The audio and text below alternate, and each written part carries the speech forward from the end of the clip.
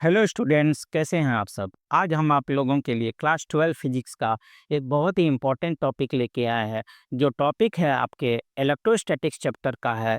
बच्चों, ये टॉपिक जितना इम्पोर्टेंट है उतना इंटरेस्टिंग भी है।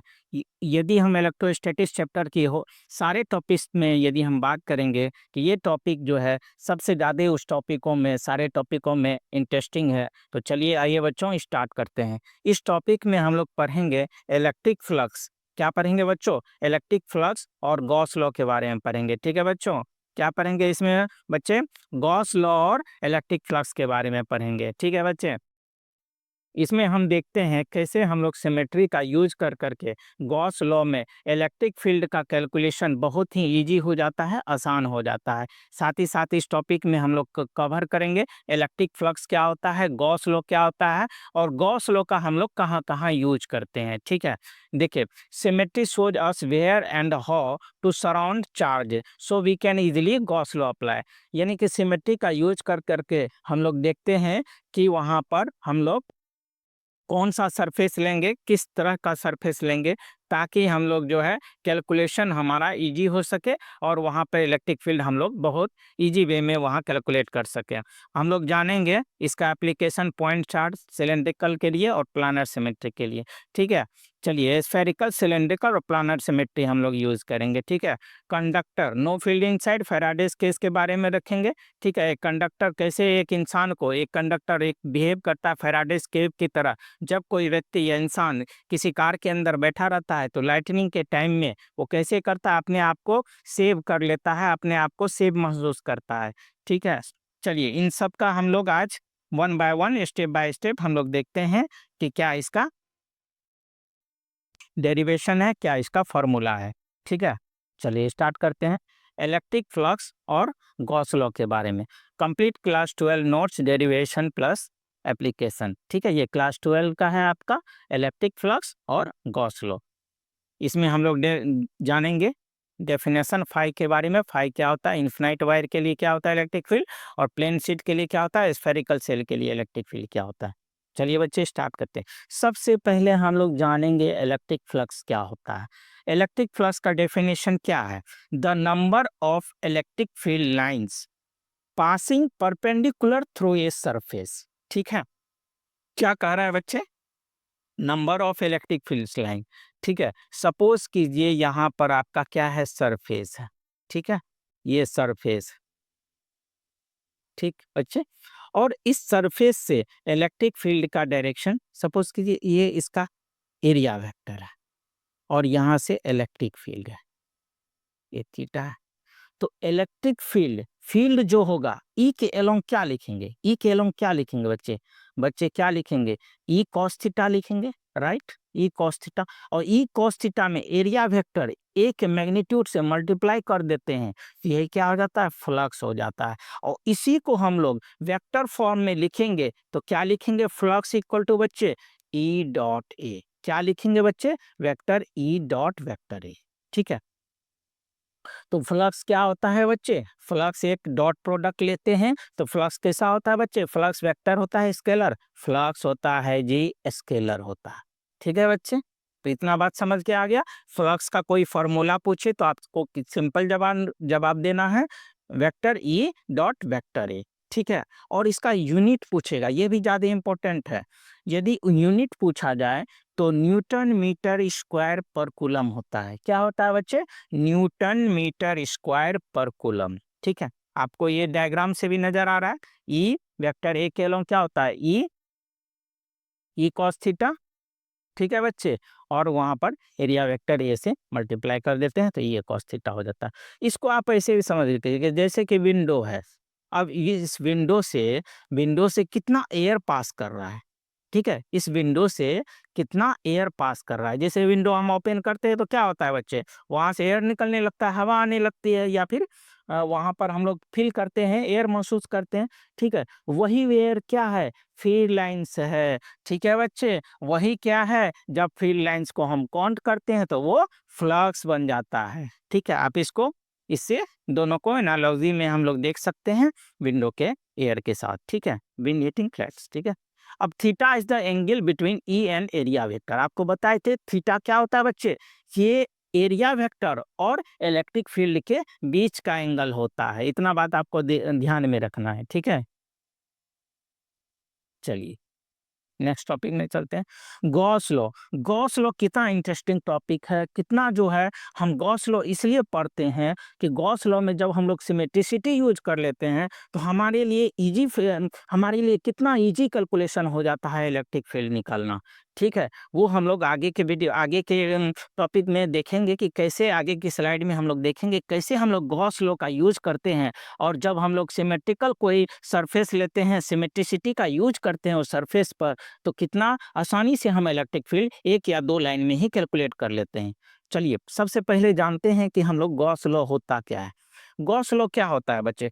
गॉस लॉ होता है कि the total flux through a close surface is, total flux जो होगा वो 1/ε0 times the net charge enclosed by the surface. मतलब क्या कह रहा है बच्चे? जैसे कि हमने यहाँ पर एक सरफेस यहाँ हमने ले लिया, ठीक है बच्चे, ये इस तरह का सरफेस ले लिया। अब ये सरफेस से कितना हमारे पास फ्लक्स पास कर रहा है, कितना हमारे इस सरफेस एरिया से कितना फ्लक्स पास कर रहा है, वही बराबर होगा किसके? इसके अंदर का चार्ज के बराबर है, ठीक है। इसीलिए हमने लिखा है E dot D A closed loop integration equal to Q enclosed यानी Q inside divide by epsilon not, ठीक है। ओनली चार्ज इनसाइड मैटर, ठीक है। हमको यहाँ से Q1 चार्ज है, यहाँ पर Q2 चार्ज है, Q3, इससे कोई लेना देना नहीं है। जिस चार्ज को हमने कवर किया है उसी चार्ज को हम सिर्फ गॉस लॉ में कंसीडर करेंगे, गॉस लॉ के स्टेटमेंट में कंसीडर करेंगे, ठीक है। अभी हमने लिया था स्मॉल एरिया के लिए, जब ये कर्व्ड एरिया जो है लार्जर हो जाएगा तो हम उसका इंटीग्रेशन कर देंगे, और ये क्लोज लूप के अलोंग यूज हो रहा है, इसीलिए हमने क्लोज सरफेस लिया है।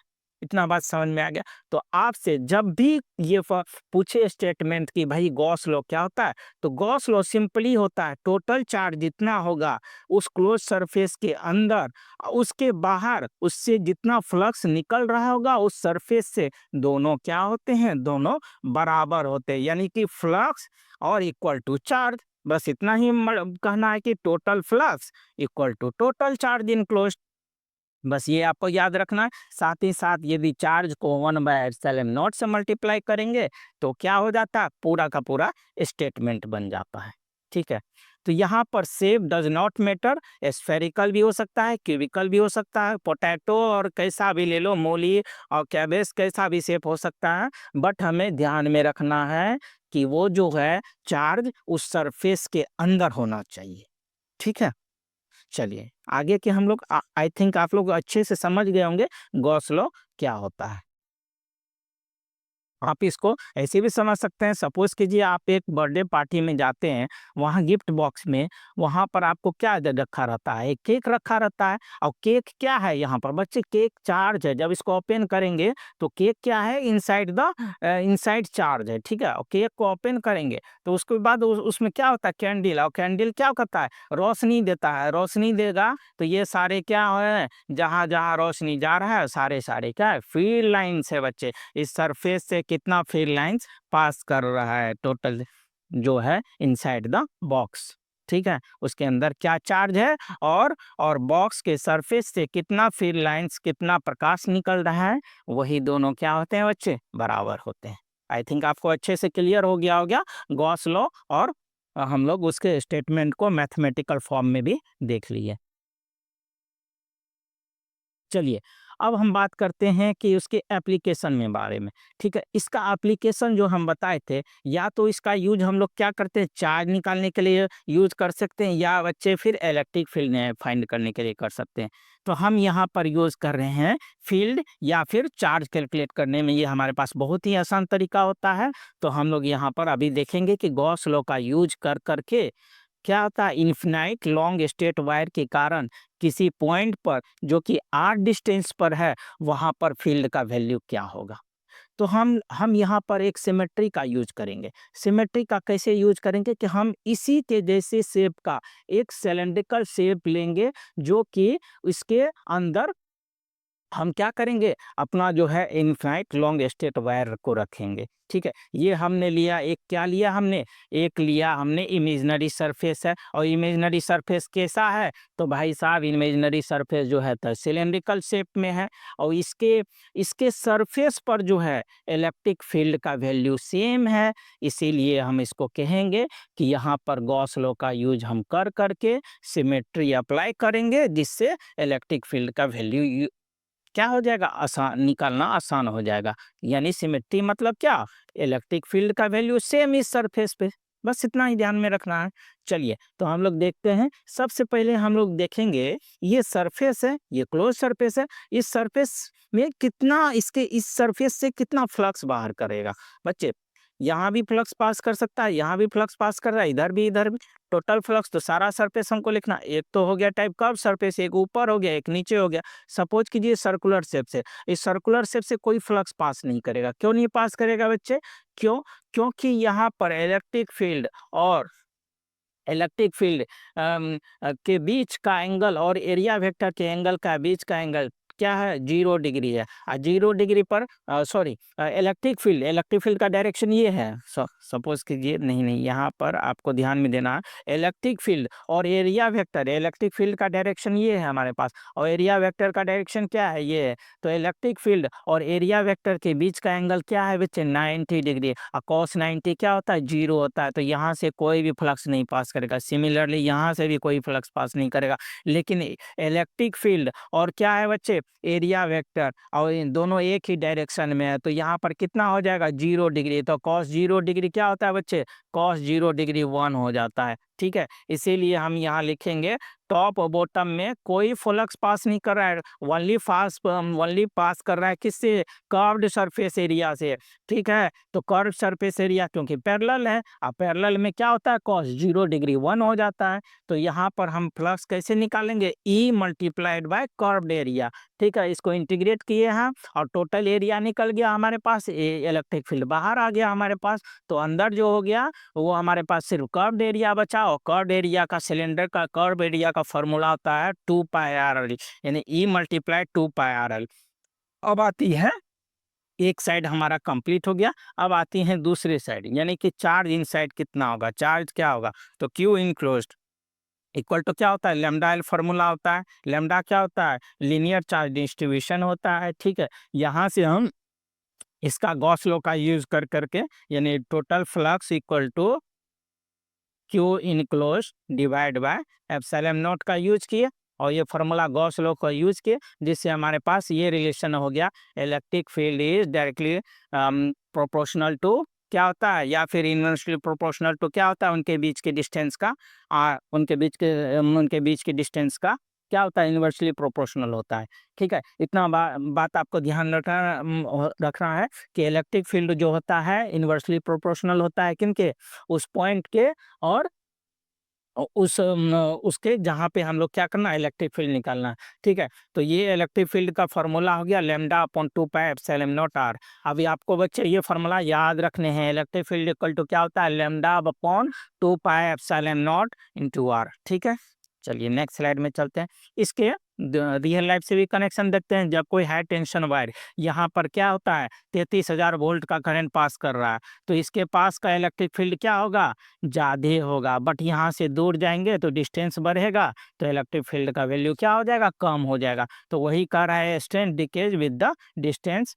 ठीक है ना, जब स्ट्रेंथ यहाँ पर डिक्रीज हो जाएगा तो इलेक्ट्रिक फील्ड का वैल्यू वो जो हो जाए वहाँ से, इस पॉइंट से ज़्यादा डिस्टेंस पर है। ठीक है, तो डिस्टेंस जैसे बढ़ाएंगे इलेक्ट्रिक फील्ड डिक्रीज करेगा। ये रिलेशन आपको याद रखना, is inversely proportional to distance. ठीक है, अब आते हैं गॉस लॉ के दूसरे एप्लीकेशन के बारे में। ये बच्चों बहुत ही इम्पोर्टेंट है ये भी आपके लिए, क्योंकि यहाँ से हमें पता चलता है यूनिफॉर्म इलेक्ट्रिक फील्ड का फॉर्मूला, यूनिफॉर्म इलेक्ट्रिक फील्ड का क्या बच्चे पता चलता है, मैथमेटिकल फॉर्म पता चलता है। ठीक है, तो हम यहाँ पर सबसे पहले ले रहे हैं चार्ज डेंसिटी सरफेस। ये सरफेस है, इस पर कैसा पॉजिटिव चार्ज हमने फैला दिया है, ठीक है।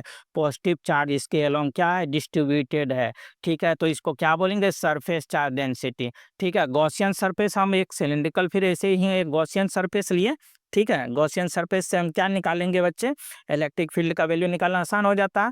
ये हमने क्या लिया, एक गॉसियन सरफेस लिया। अब इस गॉसियन सरफेस से कितना फ्लक्स पास कर रहा है इस सरफेस से, वही हमको निकालना है।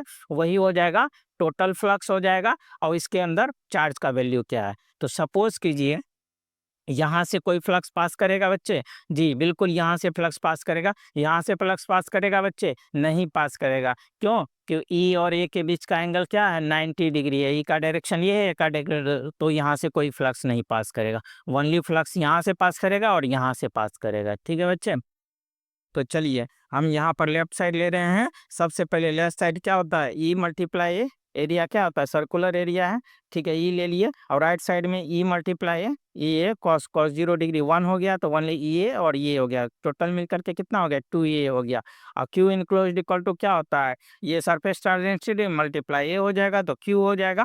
तो अब ये फॉर्मूला हम यूज करेंगे। यहाँ पर क्या रख दिए, यहाँ पर क्यू रख दिए, और यहाँ पर क्या रख दिए, फ्लक्स रख दिए। फ्लक्स का हमारे पास 2 ए हो गया, और क्यू इक्वल टू फार्मूला क्या हो गया, ये हो गया। और यहाँ से हम लोग इलेक्ट्रिक फील्ड निकालेंगे। इलेक्ट्रिक फील्ड का फार्मूला क्या होता है, सिग्मा ए। यहाँ से ये निकल गया सिग्मा, और ये कैंसिल हो गया बाय 2 एप्सिलॉन नॉट। यहाँ से एक इंपॉर्टेंट रिजल्ट निकल के, आप पिछले वाले में देखा था लीनियर चार्ज डिस्ट्रीब्यूशन में, जब इनफाइनाइट लॉन्ग स्ट्रेट वायर हो तो उसके अलॉन्ग जो होता है, उसके उससे डिस्टेंस आर पर इलेक्ट्रिक फील्ड जो होता है इन्वर्सली प्रोपोर्शनल होता है। बट यहाँ पर कोई आर नहीं है। इससे हम कह सकते हैं इलेक्ट्रिक फील्ड का वैल्यू जो होता है सरफेस चार्ज के बाहर जो होता है क्या होता है, कांस्टेंट होता है, यानी कि यूनिफॉर्म होता है। इसी को हम लोग क्या बोलेंगे, यूनिफॉर्म इलेक्ट्रिक फील्ड बोलेंगे बच्चे, ठीक है। आपको याद रखना है, इसका यूज हम लोग कैपेसिटर में भी यूज करेंगे। जब इलेक्ट्रिक फील्ड कैपेसिटर के हम लोग बीच में इलेक्ट्रिक फील्ड का क्या वैल्यू होगा वो हम लोग निकालेंगे, तो हम देखेंगे electric field equal to sigma upon 2 epsilon naught. याद रखना है बच्चे, सिग्मा क्या है, सरफेस चार्ज डेंसिटी, और surface charge density equal to क्या होता है, क्यू बाय ए होता है, ठीक है। ये याद रखना है आपको, electric field equal to sigma upon 2 epsilon not.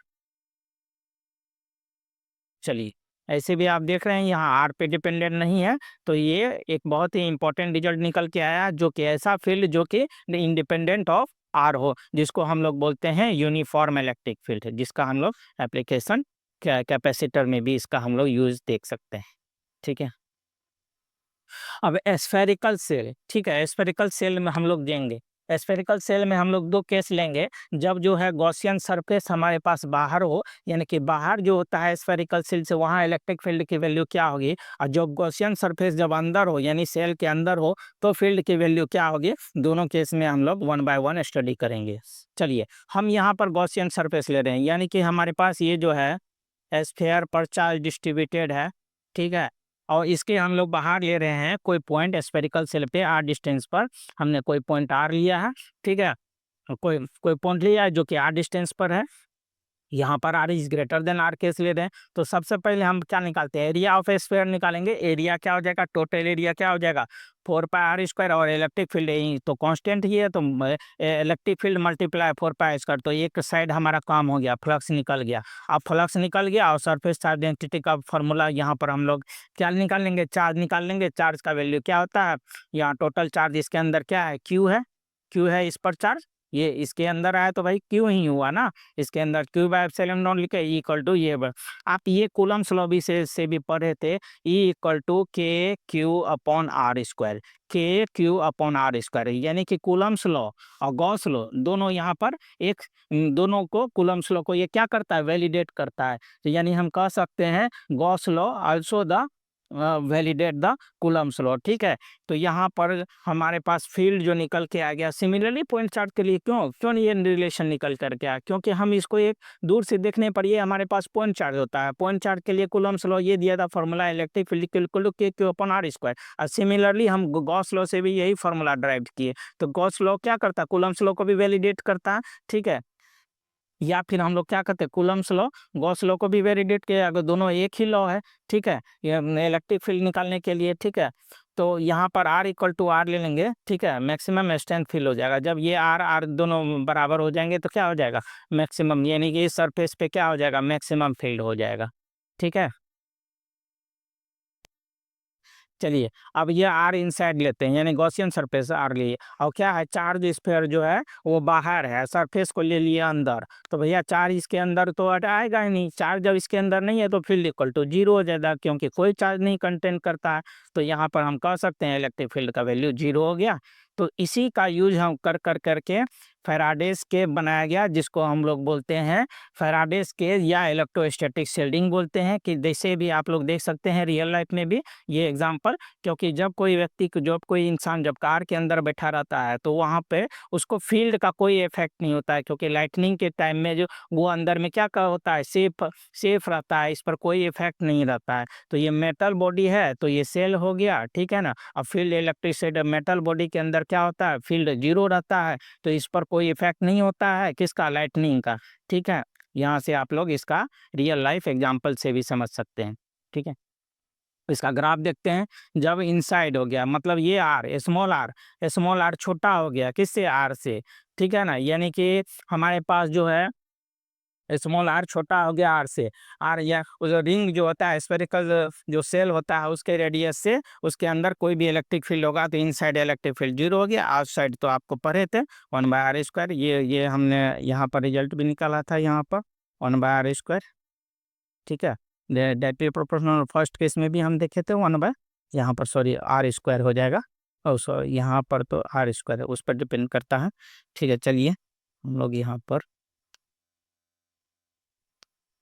ये आपको ग्राफिकल मेथड हो गया। अब इसका समरी टेबल भी देख लेते हैं। वायर के कारण चार्ज डेंसिटी क्या होता है, लेमडा होता है, जिसको यूनिफॉर्म चार्ज डेंसिटी भी बोलते हैं या लीनियर चार्ज डेंसिटी बोलते हैं। तो ये किस पर डिपेंड करता है, वायर के 1/r पे डिपेंड करता है, ठीक है, 1/r पे डिपेंड करता है। और यहाँ पर क्या डिपेंड करता है, इलेक्ट्रिक फील्ड का वैल्यू क्या होता है, lambda upon 2πε0 into R. Sheet के केस में देख रहे हैं कि यहाँ पर कोई डिपेंडेंसी नहीं है, यहाँ यूनिफॉर्म इलेक्ट्रिक फील्ड होता है। और सेल आउटसाइड में ये फिर वही पॉइंट चार्ज वाला हो गया। कूलम्ब्स लॉ भी यहाँ पर वैलिडेट करता है, कूलम्ब्स लॉ को भी वैलिडेट करता है कि Q/r² सेल, और इनसाइड में electric field equal to zero हो गया। तो ये आपको टेबल याद रखने हैं, ठीक है। ड्रॉ द डायग्राम, इसमें आपको एग्जाम टिप्स है कि कभी भी आपको इस तरह का है तो आपको डायग्राम जो है नीट एंड क्लीन ड्रॉ करना है। Enclose surface only Q not ignore the charge outside. यदि हमने कोई गॉसियन सरफेस लिया है तो उसके अंदर का कोई चार्ज लिया सकता है, आउटसाइड ये सारे चार्ज कंसिडर नहीं करेंगे। Keyword use phrase like due to symmetry and radial field. यहाँ पर हम लोग सिमेट्रिसिटी का यूज़ कर करके, इलेक्ट्रिक फील्ड सेम होता है सिमेट्रिसिटी में, तो उसका हम लोग यूज़ करते हैं रेडियल फील्ड पर, तो वहाँ पर हमारे पास फील्ड निकलना बहुत ही ईजी हो जाता है, ठीक है। Direction, don't just find the magnitude, mention direction is radially outwards. यहाँ पर क्या होता है, डायरेक्शन भी वहाँ पे आपको दिखाना है कि फील्ड का डायरेक्शन क्या है। The zero rule inside conductor shells field is zero, तो ये जीरो रूल है कंडक्टर के यानी मेटेलिक स्फीयर के अंदर क्या होता है, इलेक्ट्रिक फील्ड जीरो होता है। Good luck for your exam. चलते मिलते हैं हम लोग नेक्स्ट वीडियो में एक नए टॉपिक के साथ। इसी तरह के आपको नोट्स के साथ हम लोग एक अगले टॉपिक पर हम लोग मिलेंगे। तब तक के लिए धन्यवाद।